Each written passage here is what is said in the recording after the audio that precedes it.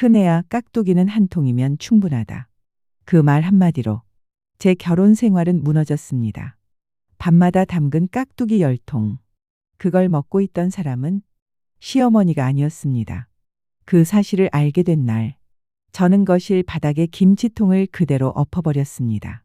붉은 양념이 사방으로 튀었고 남편은 그 자리에 선 채 한동안 아무 말도 못했습니다. 하지만 그때까지 남편은 아직 모르고 있었습니다. 그 10통의 깍두기가 단순한 불륜 사건이 아니라 남편이 사회에서 완전히 무너지는 시작점이 될 거라는 걸 말입니다.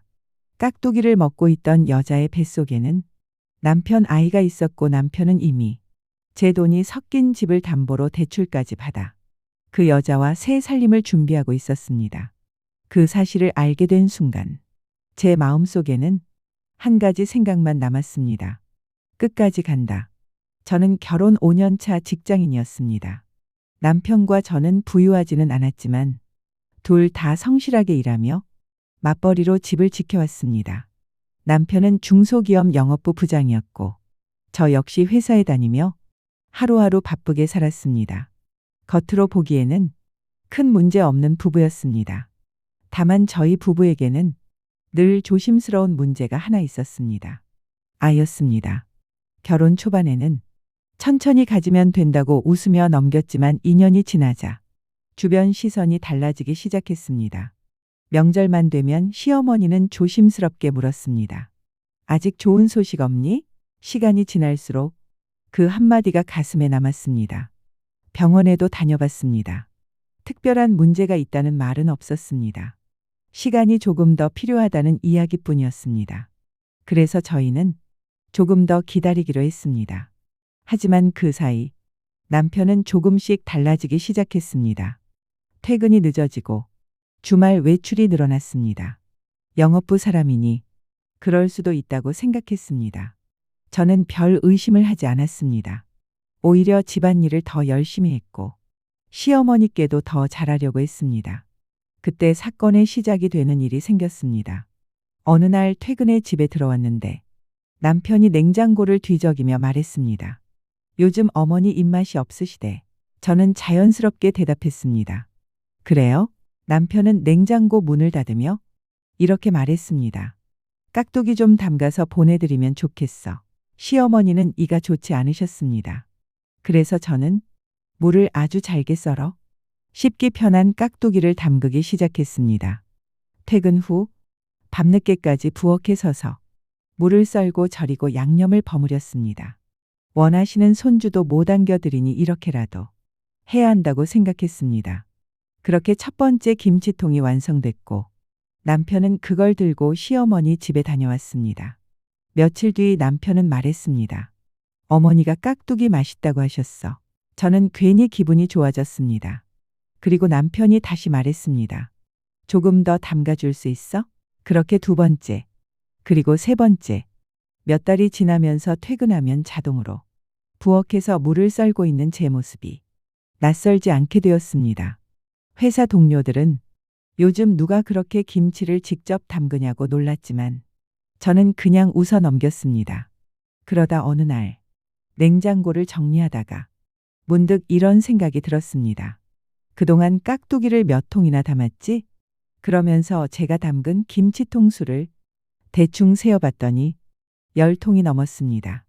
그 순간엔 그저 어머니 입맛이 돌아오셨나 보다. 그렇게만 생각했습니다. 그때까지만 해도 제가 밤마다 담근 깍두기가 어디로 가고 있는지 전혀 알지 못했습니다. 그리고 그 사실을 알게 된 날, 그날이 바로 제 결혼 생활이 무너진 날이었습니다. 그날도 저는 부엌에서 깍두기를 한 통 담아놓고 전화를 했습니다. 시어머니 생신이 다가와 가족 모임 이야기를 상의하려고 했던 것입니다. 그런데 그 전화 한 통이 모든 것을 뒤집어 놓았습니다. 어머니 깍두기 더 담아놨어요. 큰애야, 깍두기는 한 통이면 충분하다. 저는 전화기를 든 채 그 자리에 그대로 멈춰섰습니다. 한 통이면 충분하다니. 그럼 제가 담근 그 많은 깍두기는 도대체 어디로 간 걸까요? 그리고 그 질문의 답을 제가 알게 되는 데는 그리 오래 걸리지 않았습니다. 시어머니의 말이 끝난 뒤에도 저는 한동안 아무 말도 하지 못했습니다. 큰애야, 지난번 한 통 보낸 게 아직도 남았어. 안 보내도 된다. 그 말이 머릿속에서 계속 반복됐습니다. 저는 조심스럽게 다시 물었습니다. 어머니, 제가 몇 번 보내드렸잖아요.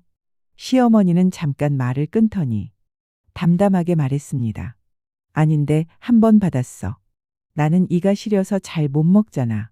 평소 이가 시리다고 딱딱한 음식을 못 드시는 분이 깍두기를 보내달라고 하셨다길래 드시기 쉽게 일부러 크기도 작게 하여 정성껏 만든 깍두기였습니다. 그런데 한 번만 받았다. 시어머니는 아무것도 모른 채 생신 모임 이야기를 이어가셨지만 제 귀에는 더 들어오지 않았습니다. 전화를 끊고 나서도 저는 부엌에 그대로 서 있었습니다. 싱크대 위에는 씻지 않은 그릇들이 쌓여 있었고 옆에는 깍두기를 담아놓은 통 하나가 놓여 있었습니다. 저는 그걸 바라보다가 천천히 생각하기 시작했습니다. 남편이 김치통을 들고 나갔던 날들, 그리고 며칠 뒤마다 다시 담가 달라고 했던 말들. 그때까지 저는 한 번도 의심해 본 적이 없었습니다. 하지만 그날 처음으로 이상한 생각이 들었습니다. 그럼 그 깍두기는 다 어디로 간 거지? 그날 밤 남편이 퇴근해서 들어왔습니다. 저는 평소처럼 행동했습니다. 괜히 먼저 말을 꺼냈다가 제 짐작이 틀린 거면 어쩌나 싶었기 때문입니다. 그래서 아무 일도 없는 것처럼 저녁을 차렸습니다. 식탁에 앉은 남편은 평소처럼 밥을 먹었습니다. 저는 설거지를 마치고 아주 자연스럽게 물었습니다. 여보, 남편이 고개를 들었습니다. 내가 담근 깍두기 있잖아. 어머니가 한 통만 받았대. 그 순간 남편의 표정이 아주 잠깐 굳었습니다. 정말 잠깐이었지만 저는 분명히 봤습니다. 남편은 곧 웃으며 말했습니다. 어머니가 기억을 잘못하셨나 보지. 저는 아무 말도 하지 않았습니다. 시어머니는 적어도 이런 일을 헷갈릴 분이 아니었습니다. 그래서 조금 더 의아한 듯 물었습니다. 그럼 나머지는 어디로 간 거야? 남편은 물을 한 모금 마시며 머뭇거리더니 그제서야 아무렇지 않게 대답했습니다. 그냥 아는 사람 좀 줬어. 그 말이 너무 쉽게 나와 오히려 더 이상했습니다. 누구? 남편은 잠깐 머뭇거리다가 이렇게 말했습니다. 회사 동생. 그 순간 제 마음이 아주 묘하게 불편해졌습니다. 그래서 더 묻지 않았습니다. 하지만 그날 밤 남편이 샤워하러 들어간 사이 거실 테이블 위에 놓인 휴대폰에 메시지가 연달아 뜨기 시작했습니다. 한 번, 두 번, 세 번. 평소 같으면 절대 보지 않았을 겁니다. 하지만 그날은 이상하게 손이 갔습니다. 화면을 보자 이름 뒤에 하트 모양 표시가 떠 있었습니다. 그 순간 가슴이 내려앉았습니다. 그리고 메시지 내용이 그대로 보였습니다. 오빠, 언제 깍두기 가져와요? 근데 언니한테 깍두기를 더 크게 썰어서 담으라고 좀 하세요. 소리가 나오려는 걸 얼른 손으로 입을 막았습니다. 그리고는 그동안에 주고받은 메시지를 모두 읽어보았습니다. 입덧 때문에 아무것도 못 먹겠어요. 언니가 깍두기라도 잘 담그니 얼마나 다행이에요. 지난번 깍두기는 짰어요. 조금만 싱겁게 하라고도 해주세요. 그 문장들을 읽는 순간 제 손이 떨리기 시작했습니다. 그리고 마지막 메시지. 우리 아기 때문에라도 내일 꼭 가져와요. 그 순간 제가 밤마다 썰었던 무 조각들이 머릿속에 떠올랐습니다. 그리고 이제는 알 것 같았습니다. 그 깍두기를 누가 먹고 있었는지. 하지만 그때 저는 아직 더 모르는 것이 있었습니다.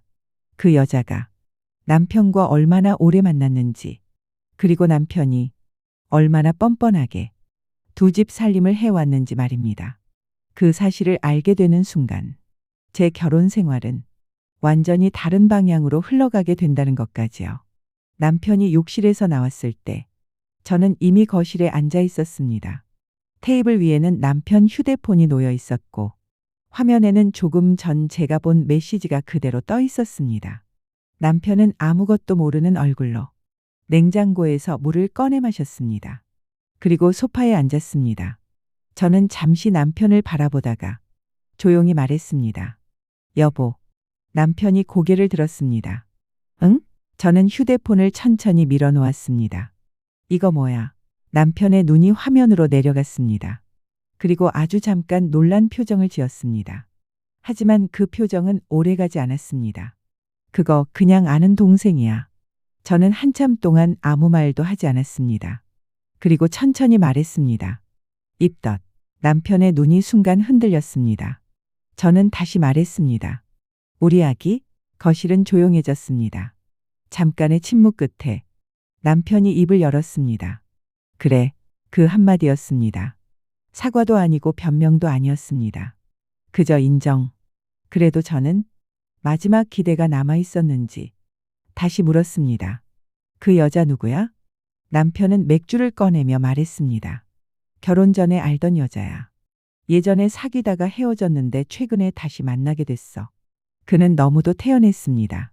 그리고 맥주를 한 모금 마시더니 이렇게 말했습니다. 걔 입덧이 심해서 밥을 잘 못 먹어. 그리고 웃으며 덧붙였습니다. 근데 내 깍두기랑은 잘 먹더라. 그 말을 듣는 순간 제 귀에서 소리가 멀어지는 것 같았습니다. 제가 밤마다 썰고 절이고 버무리던 그 깍두기. 시어머니가 드신다고 믿으며 정성을 들였던 그 깍두기. 그걸 먹고 있는 사람이 남편 아이를 뺀 여자라니. 저는 겨우 입을 열었습니다. 그래서 그 아이. 남편은 제 말을 끊었습니다. 내 아이 맞아. 그 말이 떨어지는 순간 가슴이 무너져 내리는 것 같았습니다. 그런데 이상하게도 눈물은 나오지 않았습니다. 저는 조용히 물었습니다.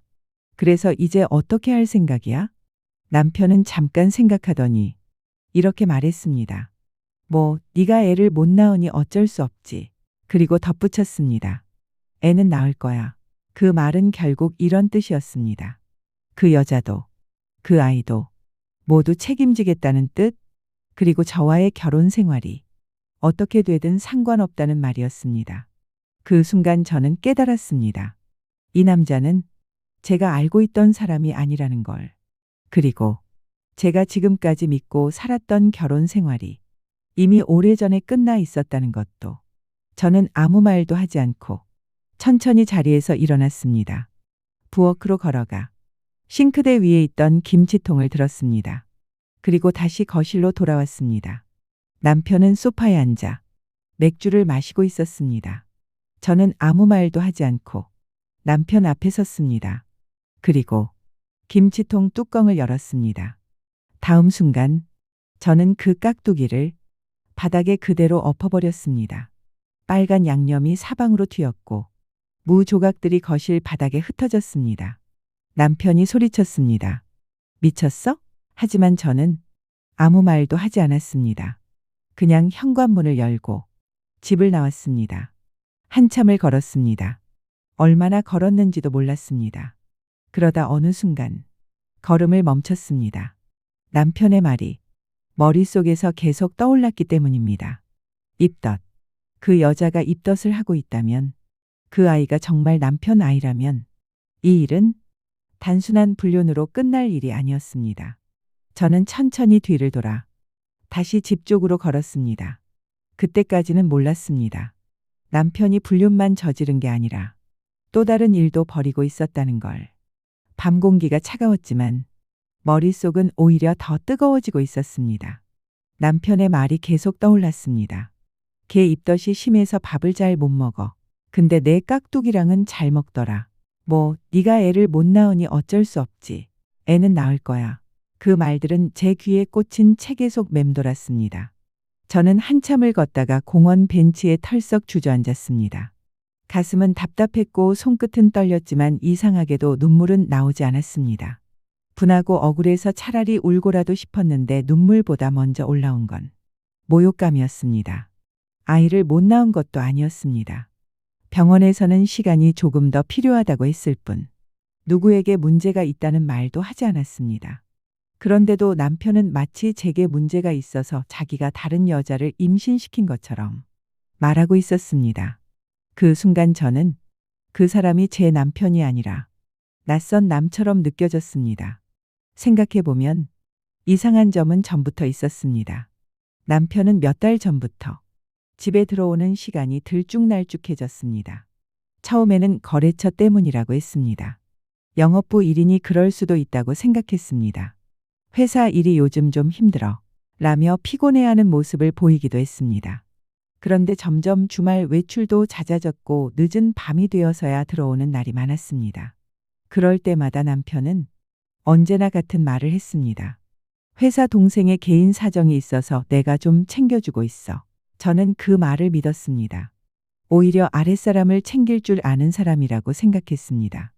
하지만 지금 와서 보면 그 회사 동생이 바로 그 여자였던 것이었습니다. 저는 벤치에 앉아 천천히 지난 몇 달을 떠올렸습니다. 남편이 집 대출 이야기를 자주 꺼냈던 것도 생각났습니다. 요즘 금리가 많이 올라가니까 대출을 한번 정리해 놓는 게 좋겠어. 그때 저는 대수롭지 않게 넘겼습니다. 큰돈 문제는 남편이 더 잘 안다고 생각했기 때문이었습니다. 공동명의 집이었지만 대출 서류나 은행 업무는 대부분 남편이 알아서 처리해 왔습니다. 저는 그걸 믿음이라고 생각했습니다. 지금 돌아보면 그 믿음이 가장 큰 틈이었습니다. 문득 가슴이 서늘해졌습니다. 남편이 그 여자에게 깍두기만 가져다 준 게 아니라면, 그 여자 뱃속 아이랑 함께 살 준비를 하고 있다면, 그렇다면 돈도 그 여자에게 갔을 수 있겠다는 생각이 들었습니다. 저는 바로 휴대폰을 꺼내 은행 앱을 열었습니다. 공동 계좌 내역을 확인하기 위해서였습니다. 처음에는 별다른 것이 보이지 않았습니다. 관리비, 카드값, 생활비 출금, 평소와 비슷한 기록들이었습니다. 하지만 조금 더 내려가자 이상한 흐름이 보이기 시작했습니다. 30만 원, 50만 원, 70만 원, 수십만 원 단위의 인출이 한두 번이 아니었습니다. 처음에는 대수롭지 않게 보였습니다. 하지만 날짜를 보자 이상했습니다. 대부분 월초나 말일 무렵이었고 인출 지역도 우리 집 근처가 아니었습니다. 남편 회사 쪽과 낯선 동네가 번갈아 찍혀 있었습니다. 저는 화면을 한참 바라보다가 천천히 아래로 더 내렸습니다. 그리고 그 순간 숨이 멎는 것 같은 기록을 봤습니다. 주택담보대출 실행, 금액 5억 원. 처음엔 잘못 본 줄 알았습니다. 다시 보고 또 봤습니다. 하지만 틀림없었습니다. 우리 집을 담보로 5억 원이 대출되어 있었습니다. 날짜는 석 달 전. 그 순간 머릿속이 하얘졌습니다. 저는 그 대출에 대해 들어본 적이 없었습니다. 남편은 단 한마디도 하지 않았습니다. 그런데 대출 실행 뒤의 내역은 더 충격적이었습니다. 수천만 원 단위의 이체가 여러 번 이어져 있었습니다. 그리고 그 계좌의 이름이 눈에 들어왔습니다. 낯설지 않은 여자 이름. 조금 전 남편 휴대폰에서 봤던 바로 그 이름이었습니다. 그 순간 모든 것이 한꺼번에 연결됐습니다. 깍두기, 입덧, 아이, 그리고 돈. 남편은 그 여자에게 깍두기만 준 게 아니었습니다. 그때부터 이미 제 집과 돈과 시간을 조금씩 빼돌리고 있었습니다. 제 돈이 섞인 집을 담보로 대출까지 받아 그 여자와 새 삶을 준비하고 있었던 것이었습니다. 그 사실을 깨닫는 순간 가슴이 쿵하고 내려앉았습니다. 하지만 동시에 이상하게도 머리는 더 맑아졌습니다. 이건 단순히 따지고 소리 지른다고 끝날 일이 아니었습니다. 이혼으로만 끝내기에는 너무 크고 더럽고 잔인한 일이었습니다. 그날 밤 처음으로 생각했습니다. 이 두 사람이 지금처럼 웃고 다닐 수 없게 만들어야겠다고. 저는 벤치에서 한참을 움직이지 못했습니다. 휴대폰 화면에는 조금 전 확인한 은행 거래 내역이 그대로 떠 있었습니다. 주택담보대출 실행 5억 원. 그 숫자가 눈앞에서 계속 어른거렸습니다. 남편은 그동안 대출 이야기를 한 번도 한 적이 없었습니다. 오히려 늘 이런 말을 했습니다. 요즘 경기가 안 좋아. 돈 관리 더 조심해야 해. 당분간은 큰 지출 만들지 말자. 그래서 저는 적어도 돈 문제만큼은 남편이 신중하다고 믿었습니다. 그 믿음이 거래 내역 한번 확인하지 않은 이유이기도 했습니다. 하지만 지금 보고 있는 내용은 그 믿음을 산산이 부수고 있었습니다. 대출이 실행된 날짜는 석 달 전. 그리고 그 이후 거래 기록은 더 수상했습니다. 작은 금액의 출금이 월 초와 말일마다 반복되어 있었고 중간중간 큰 금액이 같은 계좌로 이체되고 있었습니다. 처음에는 설마 했습니다. 하지만 패턴이 너무 분명했습니다. 마치 누군가의 월세와 생활비를 계속 대주고 있는 것처럼 보였습니다. 그 순간 조금 전 본 메시지들이 머릿속에 다시 떠올랐습니다. 입덧 때문에 아무것도 못 먹겠어요. 언니가 담근 깍두기는 괜찮아요. 근데 언니한테 깍두기를 더 크게 썰어서 담으라고 좀 하세요. 지난번엔 좀 짰어요. 그 여자는 제 정성을 고마워한 것이 아니었습니다. 당연한 듯 요구했고 더 크게 썰라 덜 짜게 하라 지시하고 있었습니다. 그리고 그 말을 남편은 아무렇지 않게 제 뒤에서 듣고 있었던 겁니다. 그 사실이 떠오르자 손이 천천히 주먹으로 쥐어졌습니다. 남편은 단순히 바람을 피운 것이 아니었습니다. 저를 속이고 저를 이용하고 제 손으로 만든 음식을 그 여자에게 갖다 바쳤습니다. 거기서 끝이 아니었습니다. 제 돈이 섞인 집을 담보로 5억을 빌려 그 여자와 아이가 살 집까지 만들고 있었습니다. 생각이 거기까지 미치자 제 머릿속에 하나의 그림이 완성됐습니다. 남편은 이미 두 집 살림을 하고 있었습니다. 집에서는 평범한 남편인 척했고 밖에서는 임신한 여자를 챙기는 또 다른 삶을 살고 있었습니다. 저는 그날 밤 남편과의 결혼 생활을 끝내는 방법을 생각했습니다. 확실한 건 단순히 따지고 싸우는 것으로는 끝나지 않을 거라는 걸 알았습니다. 이 두 사람이 지금처럼 웃고 다닐 수 없게 만들겠다는 생각. 그 생각이 분노보다 더 오래 남았습니다. 그리고 그 순간부터 제 마음속에서 무언가가 바뀌기 시작했습니다. 상처받은 아내에서 확인하고 정리하고 끝내는 사람으로 저는 아주 천천히 자리에서 일어났습니다. 생각할 시간은 끝났고 이제는 정리할 시간이었습니다. 먼저 해야 할 일은 하나였습니다. 모든 증거를 모으는 것. 남편이 돈을 어떻게 썼는지, 누구에게 보냈는지, 얼마나 오래 이런 일을 해왔는지 하나도 빠짐없이 확인할 생각이었습니다. 그리고 그 증거들이 모이면 저는 그걸 남편이 가장 숨기고 싶은 곳에 던질 생각이었습니다. 그 계획은 그날 밤부터 조용히 시작되었습니다.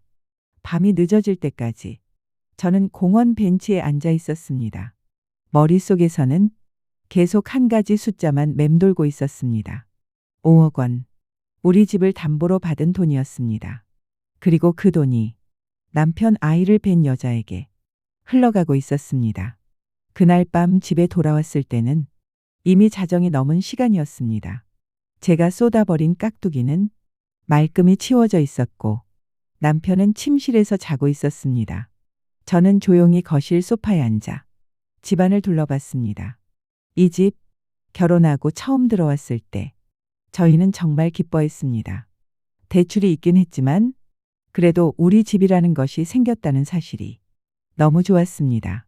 그래서 저는 이 집을 지키기 위해 열심히 살았습니다. 회사에서 야근을 하고 생활비도 아꼈으며 대출금을 갚아나가는 것을 즐거움으로 생각했습니다. 남편과 함께 조금씩 나아지는 삶을 꿈꾸고 있었기 때문입니다. 하지만 지금은 그 집이 다른 여자와 살 집을 준비하는 도구가 되어 있었습니다. 그 생각이 들자 가슴 깊은 곳에서 무언가가 끌어올랐습니다. 그날 밤 저는 잠을 자지 않았습니다. 대신 최근 몇 달 동안 남편이 자주 했던 말과 행동을 하나씩 떠올렸습니다. 몇 달 전부터 남편은 주말 외출이 잦아졌습니다. 어떤 날은 아예 아침에 나가서 밤늦게 돌아오기도 했습니다. 그럴 때마다 남편은 늘 이렇게 말했습니다. 회사 동생이 요즘 힘들어해서 좀 도와주고 왔어. 그때 저는 그 말을 믿었습니다. 지금 생각해보면 그 회사 동생이 바로 그 여자였습니다. 그리고 그때마다 남편은 돈을 쓰고 있었던 것 같습니다. 그날 밤 저는 한 가지 결심을 했습니다. 이 일을 감정적으로 처리하면 안 된다는 것. 화를 내고 소리를 지르고 울고 매달리는 식으로 끝낼 일이 아니라는 걸 이제는 알았습니다. 대신 남편이 어떤 짓을 했는지, 얼마나 오래 이 일을 해왔는지 하나도 빠짐없이 확인할 생각이었습니다. 그래야 이 일을 끝낼 때 남편이 도망칠 수 없기 때문입니다. 다음 날 아침, 저는 평소처럼 출근 준비를 했습니다. 남편은 아무 일도 없었다는 듯 식탁에 앉아 밥을 먹고 있었습니다. 저는 그 모습을 조용히 바라봤습니다. 남편은 제가 어젯밤 집을 나갔다가 무슨 결정을 했는지 전혀 눈치채지 못한 듯 했습니다. 오히려 모든 사실이 알려져서 아주 다행인 것처럼 편안해 보였습니다. 그 모습을 보는 순간 한 가지 확신이 들었습니다. 남편은 제가 대출 사실을 알고 있고 은행 거래까지 확인했다는 걸 모르고 있다는 것. 그래서 저는 그 사실을 이용하기로 했습니다. 남편이 아무것도 모른 채 계속 행동하도록 그대로 두기로 했습니다. 그래야 더 많은 것이 드러날 테니까요. 점심시간이 되자마자 저는 회사 건물 밖으로 나왔습니다. 사무실 안에서는 차분한 얼굴을 하고 있었지만 머릿속은 은행 이야기로 가득했습니다. 집담보로 5억 원 대출. 그건 단순한 문제가 아니었습니다. 저는 근처 벤치에 앉아 은행 고객센터로 전화를 걸었습니다. 잠시 뒤 상담원이 전화를 받았습니다. 안녕하세요. 무엇을 도와드릴까요? 저는 최대한 침착하게 말했습니다. 저희 집 담보대출 관련해서 확인할 게 있어서요. 상담원은 몇 가지 정보를 확인한 뒤 대출 내역을 조회해 주겠다고 했습니다. 그리고 잠시 뒤 제가 예상하지 못했던 말을 했습니다. 3달 전에 주택담보대출 5억 원이 실행된 기록이 있습니다. 저는 이미 알고 있는 사실이었지만 일부러 다시 물었습니다. 그 대출 제가 동의한 기록이 있나요? 잠시 정적이 흐른 뒤 상담원이 말했습니다. 서류상으로는 공동명의자 2분 모두 동의한 것으로 되어 있습니다. 그 말을 듣는 순간 숨이 멎는 것 같았습니다. 저는 그 서류에 동의한 적이 없었습니다. 저는 다시 물었습니다. 제 서명이 있습니까? 상담원은 잠깐 확인하더니 이렇게 말했습니다. 네, 공동명의자 서명이 확인됩니다. 그 순간 손이 얼어붙는 것 같았습니다. 남편이 제 서명을 사용했다는 뜻이었습니다. 저는 한동안 아무 말도 하지 못했습니다. 상담원이 다시 물었습니다. 다른 확인하실 내용이 있으신가요? 저는 겨우 정신을 차리고 다시 물었습니다. 대출금은 어디로 입금됐습니까? 상담원은 계좌 정보를 확인한 뒤 말했습니다. 대출금은 고객님의 공동 계좌로 입금된 기록이 있습니다. 그 말은 결국 제가 확인했던 거래 내역이 맞다는 뜻이었습니다. 남편은 집담보로 5억을 대출받고 그 돈을 다른 계좌로 보내고 있었던 것이었습니다. 전화를 끊고 나서도 저는 한동안 벤치에서 일어나지 못했습니다. 단순한 불륜이 아니었습니다. 불륜, 임신, 돈, 대출, 서류 위조. 이 모든 것을 남편은 한 번에 저지르고 있었습니다.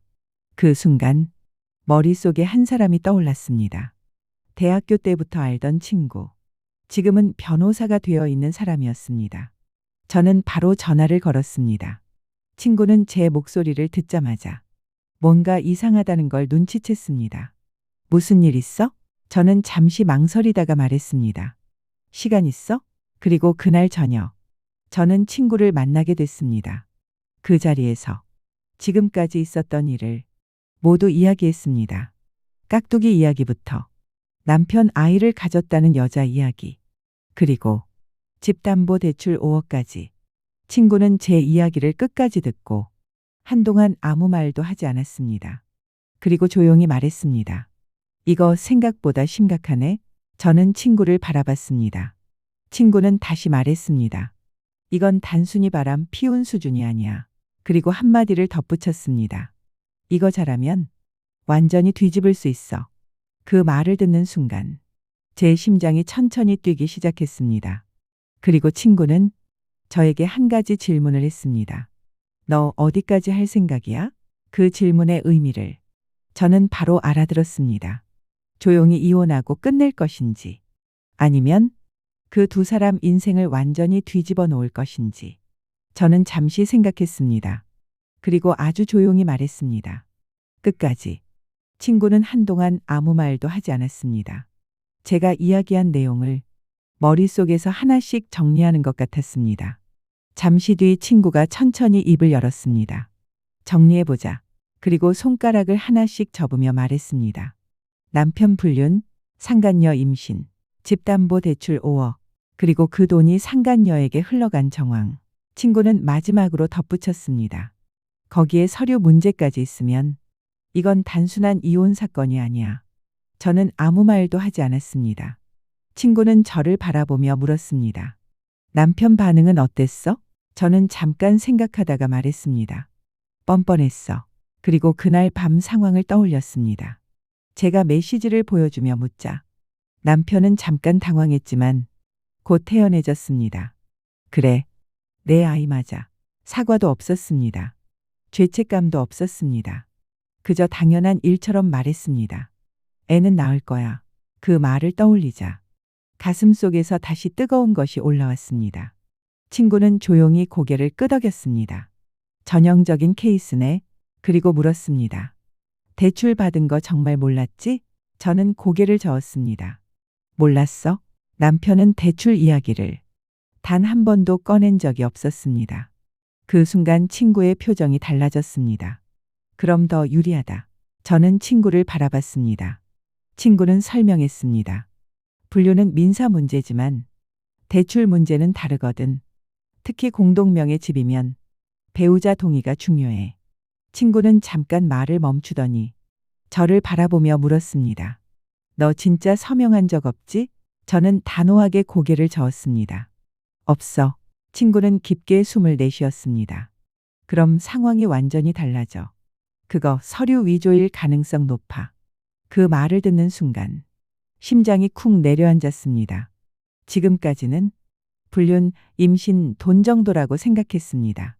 하지만 이제 서류 문제까지 얽혀 있을 가능성이 생긴 겁니다. 친구는 종이에 몇 가지를 적기 시작했습니다. 일단 해야 할 일, 대출 서류 확인, 계좌 흐름 정리, 돈이 어디로 갔는지 확인, 그리고 고개를 들며 말했습니다. 특히 5억이 어디로 갔는지. 저는 조용히 말했습니다. 그 여자일 거야. 친구는 고개를 끄덕였습니다. 그럴 가능성 높지. 잠시 침묵이 흐른 뒤 친구가 다시 말을 이어갔습니다. 그럼 방법은 있어. 단 준비를 제대로 해야 해. 이런 사건은 감정적으로 움직이면 오히려 불리해. 증거가 많을수록 나중에 상대가 도망갈 구멍이 없어져. 저는 고개를 끄덕였습니다. 친구는 다시 물었습니다. 남편 회사 어디야? 저는 회사 이름을 말했습니다. 친구는 잠깐 생각하더니 말했습니다. 꽤 큰 회사네.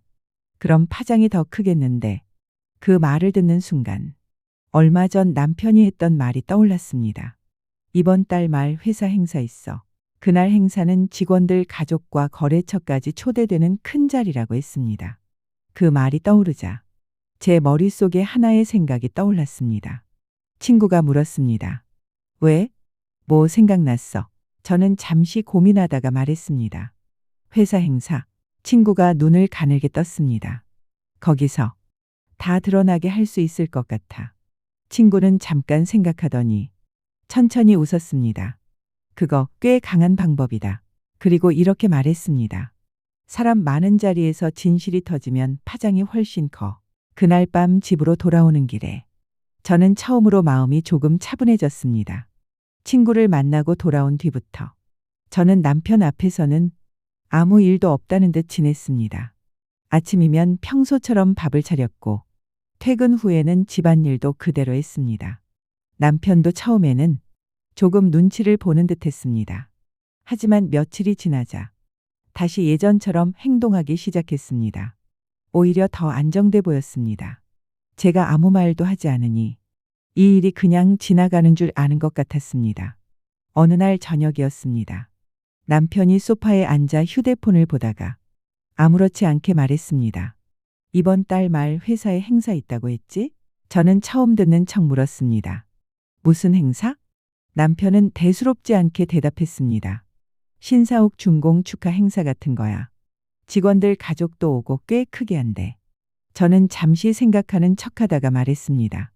그럼 나도 가야 하는 거야? 남편은 잠깐 멈췄습니다. 그리고 아주 가볍게 말했습니다. 아니, 굳이 안 와도 돼. 그 말이 너무 자연스럽게 나와서 오히려 더 선명하게 들렸습니다. 굳이 안 와도 돼. 예전 같았으면 같이 가자고 했을 사람입니다. 하지만 지금 남편은 제가 그 자리에 없는 게 더 편한 것처럼 말했습니다.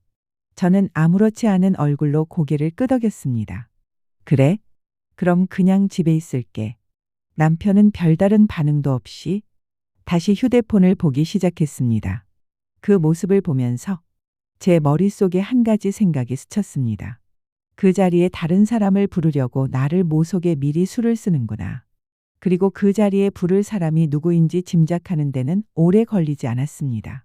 남편은 그날 이후로 행사 이야기를 몇 번 더 했습니다. 이번 행사 꽤 크게 한대. 그래서 말인데 양복을 사야겠어. 그러면서도 단 한 번도 저에게 같이 가자는 말은 하지 않았습니다. 대신 남편은 이상하게도 들떠 있었습니다. 새로 산 양복을 꺼내 입어보고 구두도 깨끗하게 닦았습니다. 그리고 행사 전날 밤 남편은 이런 말을 했습니다. 내일 늦게 끝날 수도 있어. 저는 고개를 끄덕였습니다. 그래, 남편은 제가 아무것도 모른다고 생각하는 것 같았습니다. 그래서 더 편하게 행동했습니다. 그 모습을 보면서 저는 확신했습니다. 행사에 그 여자가 저 대신 남편 옆에서 마치 부부처럼 있을 거라는 걸.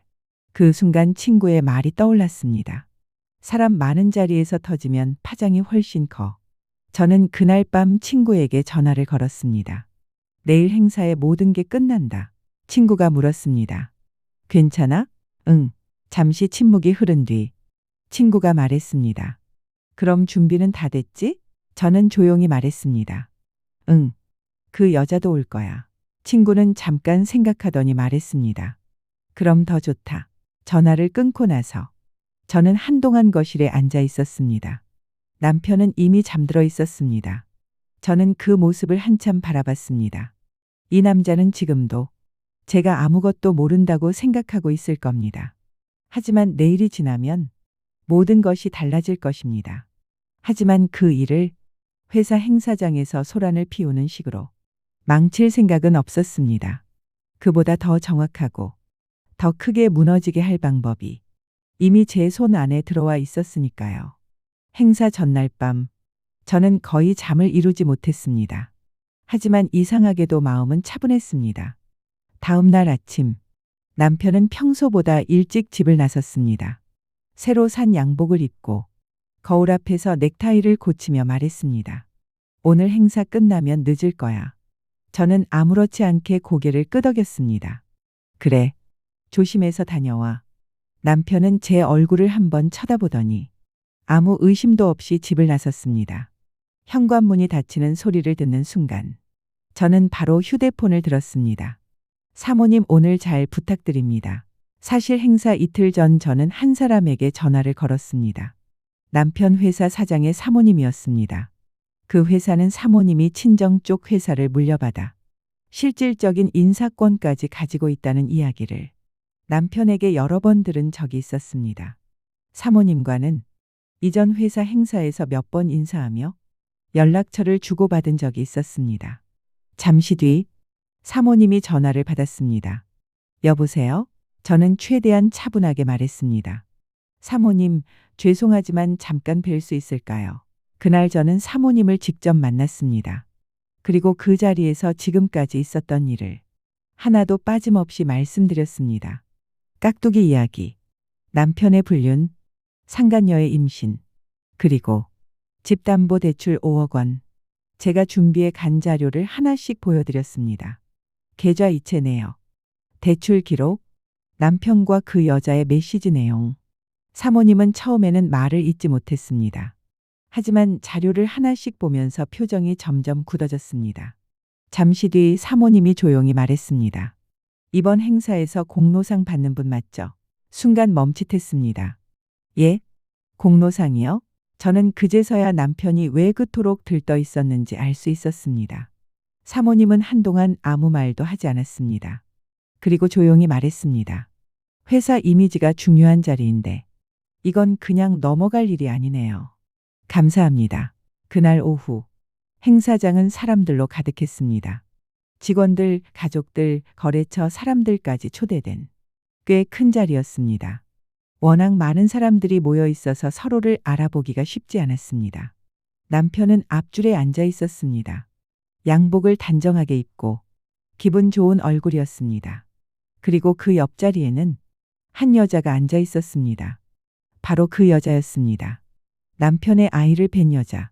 그 여자는 마치 남편의 아내라도 되는 듯 뻔뻔하게 앉아 있었습니다. 자기 와이프 진짜 안 오는 거 맞지? 걱정 말라니까. 요즘 기가 죽었는지 끽소리도 못하고 있어. 자기 이혼하고 나면 이런 데도 당당하게 올 텐데 어차피 지금 모두 정신이 없어서 누가 누군지도 잘 몰라.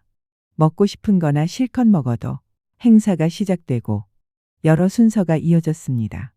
그리고 드디어 공로상 시상 순서가 되었습니다. 사회자가 말했습니다. 다음은 공로상 시상입니다. 남편의 이름이 불릴 차례였습니다. 남편은 자리에서 살짝 몸을 앞으로 숙였습니다. 하지만 다음 순간 사회자의 말이 달라졌습니다. 이번 공로상은 내부 검토 과정에서 수상자가 변경되었습니다. 행사장 안이 순간 조용해졌습니다. 남편의 표정이 굳었습니다. 그리고 이어진 말, 윤리 문제와 관련된 내부 조사 결과에 따라 해당 직원은 수상 대상에서 제외되었습니다. 순간 사람들의 시선이 한 방향으로 모였습니다. 남편이었습니다. 그리고 그 옆에 앉은 여자가 제가 아닌 낯선 여자라는 걸 주변 사람들이 하나둘 알아차리기 시작했습니다. 사람들이 웅성거리기 시작했습니다. 그 순간 대표가 직접 마이크를 잡았습니다. 대표는 짧게 말했습니다. 회사의 명예를 훼손하는 행위와 관련된 사안에 대해 현재 조사가 진행 중입니다. 그 말이 끝나자 행사장은 완전히 술렁이기 시작했습니다.